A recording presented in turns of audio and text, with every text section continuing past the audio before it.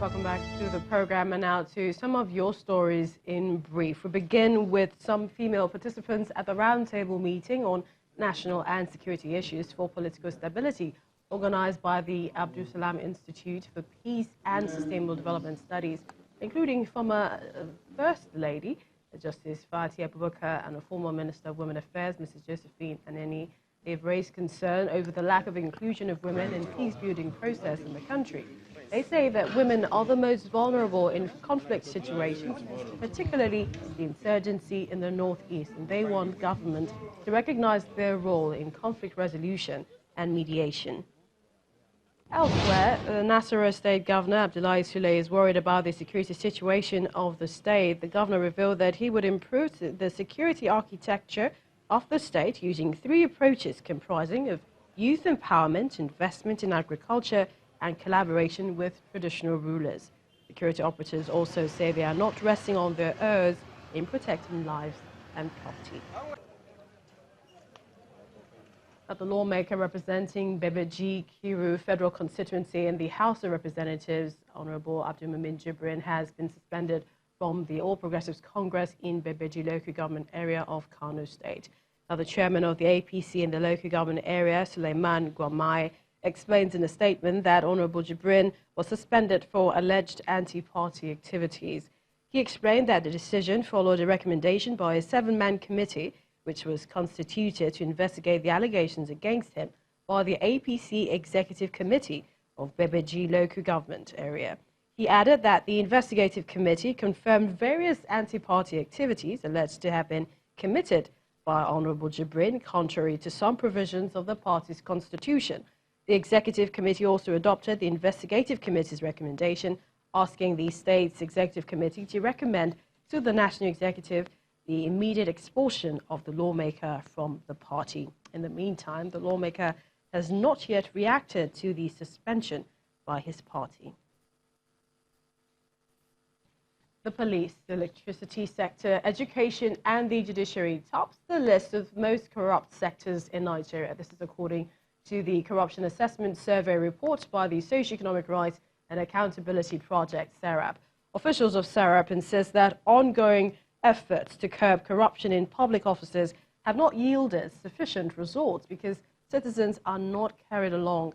They were speaking at a town hall meeting in Abuja on the need to increase citizens' participation on the fight against corruption.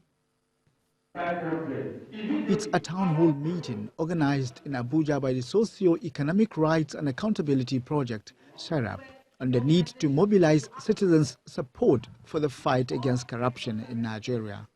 Participants argue strongly that the reason why government's efforts to fight corruption is not yielding significant results is because of the lack of citizens' participation. The fact that the government has not gotten the support of citizens has been a major issue militating against this fight. So if we are going to win the war against corruption in Nigeria, everyone needs to come on board. Everyone needs to agree that yes, we're tired of this particular menace. The Corruption Assessment Survey by SERAP indicates that corruption in Nigeria has not decreased in public offices in the last 5 years, despite government's efforts to curb it. Consistency, as you can see on the slide, the police is 51.5%. SERAP also highlights the opinion of respondents about corruption perception of the Nigeria police, the education and electricity sectors, the judiciary and the health sector. Now, the report shows that the people perceive, based on experience and their perceptions, that the police is the most corrupt agency out of the 5 sectors we looked at. Power came second, education came third, and judiciary came fourth, and health is the last. SERAP is not the only organization that has scored Nigeria low in the Global Corruption Perception Index. Transparency International recently ranked Nigeria 144 out of 180 countries in the 2018 Global Corruption Perception Index. Participants at this conference believe that the war against corruption in Nigeria can still be won. The citizens have not come to own the fight. It is when the citizens own the fight, we will now start taking practical, positive steps from individual perspective, from group perspective, from community perspective. That is when we can fight corruption. Corruption in Nigeria has both been described as endemic and systemic.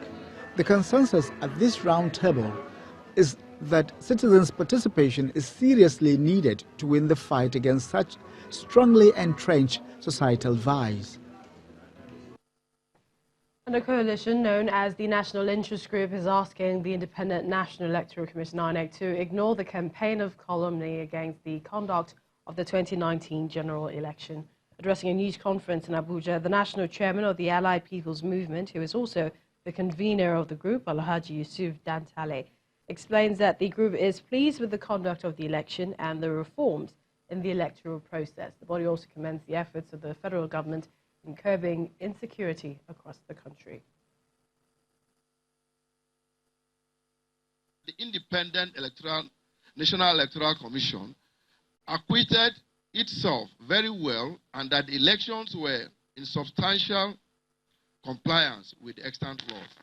However, it has come to our attention of an orchestrated plot to defame, destroy and rubbish the reputation of the INEC chief with the sole aim of polluting and corrupting the electoral environment. We condemn in its totality the ongoing media campaign of calumny of the Commission and restate the vote of confidence earlier passed on the Commission as its leadership by various organizations, including chairmen of political parties, forum of presidential candidates, ethnic youth leaders, National Youth Council of Nigeria, Arewa Consultative Movement, Ohaneze Youth Movement, Odua Youth Assembly, and many others which are represented here today. This dirty campaign has to stop.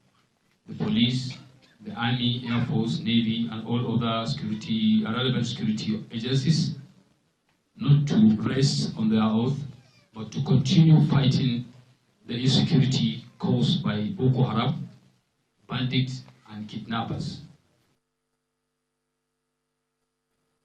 Well, let us know what you think about some of the stories this afternoon. Join us, the conversation, via our social media platforms at Channels TV, at CTV Politics, #LunchtimePolitics. I'm Melissa Ntumwaka. Thank you for watching.